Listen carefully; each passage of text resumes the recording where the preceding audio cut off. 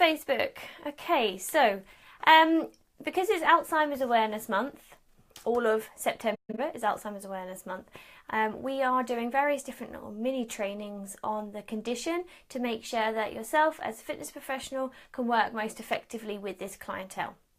So the first thing to maybe direct you towards is, what is Alzheimer's? So I did a Facebook Live a couple of weeks ago on what Alzheimer's is. I've also done a previous one all on dementia, and we have other training topics over on the website on this particular topic. So I'm not going to go into that right now, except just to remind you that Alzheimer's is a cognitive condition, as I'm sure you're aware, but it affects the nervous system. So it's the changes to the neural system that causes the things that we see, so loss of memory, inability to understand what people are saying or interpret conversations, and then as the disease progresses it gets worse and worse. So it's the one that affects the nervous system as opposed to the blood vessels, which is vascular dementia. So as a fitness professional, you might not necessarily be running a class or a one-to-one session specifically for a client living with this condition, but it doesn't mean that you can't open up your sessions to people living with the condition, and in order to do that you need to understand a little bit about it. So where possible, do as much training as you can on the topic as a whole, but today I'm just going to run through 3 exercise considerations when working with clients living with Alzheimer's in particular. There are lots of different ones and I have to really try and narrow it down just to pick 3, but here are my 3. So my first one is making sure that you use plenty of demonstrations and various different communication methods. So someone with mild Alzheimer's may be absolutely fine to watch you do a single demonstration and listen to you and then replicate it themselves, and that's great. But then you've got to think about, as the condition progressively gets worse, is the way that you're communicating still effective for them? Or, you know, if you have someone that starts with mild to moderate dementia or Alzheimer's, how are they actually understanding what you're saying? So when you're in an exercise environment, you're likely to have to do more than one demonstration, but keep your demonstration short and to the point. Don't do a level 2, level 3 assessment and tell them all of the different points of changing things and how to sit appropriately for this and this and this. You know, you just need to give them the key stuff to keep them safe and effective for that exercise. So think about making your demonstrations nice and concise and helpful. Now obviously we're talking about a memory condition, so you might need to demonstrate maybe twice before they attempt the exercise, and then again whilst they're performing the exercise, as a way to kind of reinforce what it is that they're doing. You also want to think about different methods of communication. So obviously when we're talking about demonstrations, that's a lot to do with body language. How are you actually communicating verbally and non-verbally? Have a think about that. If you think about yourself when you learn from people, how do you best learn? Do you like to watch and then replicate, or do you like to listen and then interpret and then do what it is that someone's telling you to do? So most people will want to do a combination of both of them. So think about the way that you communicate. Make sure that you're facing the person, make sure that you've got eye contact, make sure that you are talking nice and slowly, coherently, concisely, as well as demonstrating the same way. Again, depending on the stage of Alzheimer's, someone's ability, their coordination and their cognitive retention all going to change. So you just need to make sure that you continuously adapt with the individual. And if you're running a class environment, it's going to be more challenging, but not doable. Just think about what it is that you're trying to get them to do and the most effective way to communicate it. All right, so the second consideration is be prepared to adapt when concentration is lost. And that's quite common. You know, someone will be fairly focused for a while and then they may completely lose concentration and drift off to something different. So you need to be prepared for that to happen, and then what you need to do is make sure that you have backups. So if you were doing sit to stand, so someone's seated in a chair and they suddenly look away and start talking to somebody else mid-exercise, then to re-engage them again, maybe pick a different chair exercise that works a similar muscle group. So you can remind them of the fact they're doing exercise and give them something else to stimulate the brain. It's quite common for someone to be quite engaged when they have Alzheimer's, and then all of a sudden it's like a switch. they no longer are.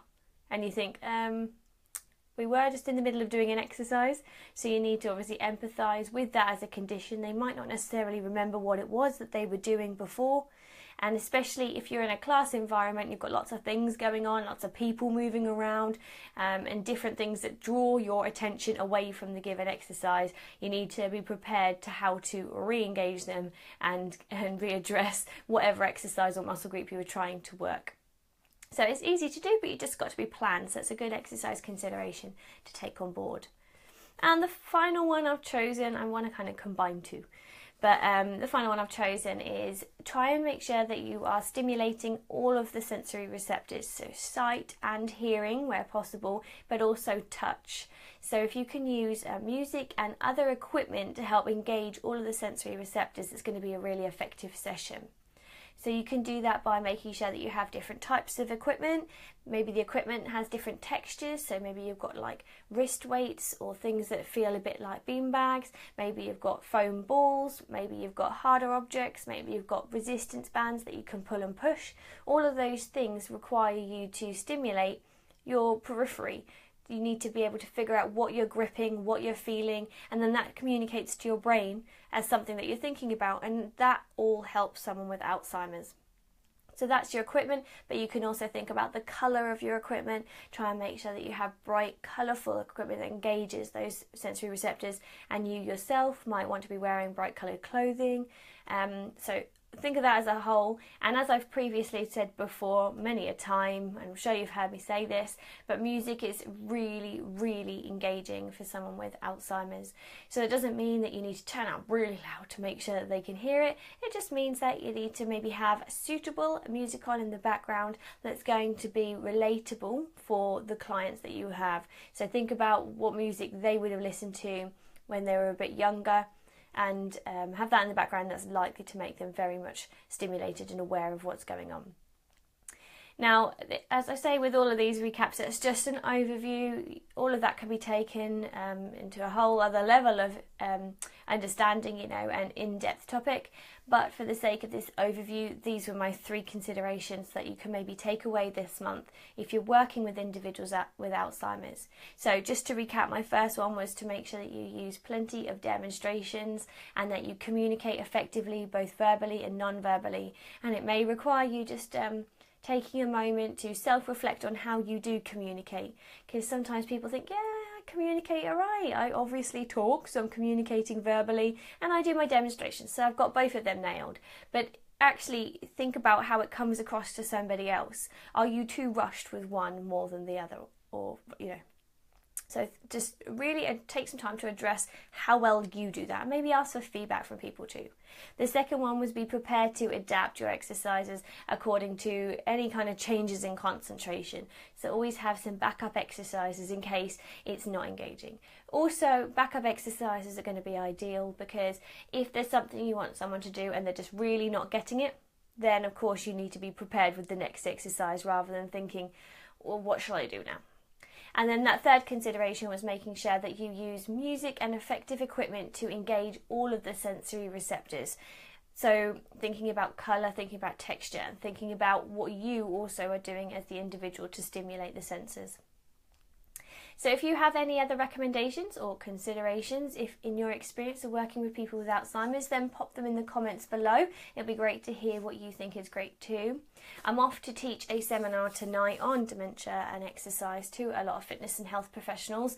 So I always really enjoy that because I get a variety of backgrounds. A lot of sports coaches come as well. So thinking about how they can work with individuals with this condition. So if you are working with this individual or not, remember that it's Alzheimer's Awareness Month, so do your best, if possible, to share that information with people, educate as many people as possible, and make your sessions as inclusive as you can. And whilst I have you here, it's also Know Your Numbers Week, so making people aware of their blood pressure ranges. If you have the ability to test people's blood pressure, then maybe take an opportunity to do that and get people to understand what the values mean. So if they're monitoring it at home, then they understand it a bit better. And if you identify anyone that has raised blood pressure or high blood pressure, make sure you send them off to a medical professional. Now there is a lot going on between the rest of this month and next month in terms of education, so make sure that you stay tuned onto this particular page. You could also head over to the PTD Hub page. I'll be going live on there for some revision sessions too. We also post fairly regular recap videos on there too. So I'm looking forward to speaking to you soon. Enjoy the rest of your day. Bye.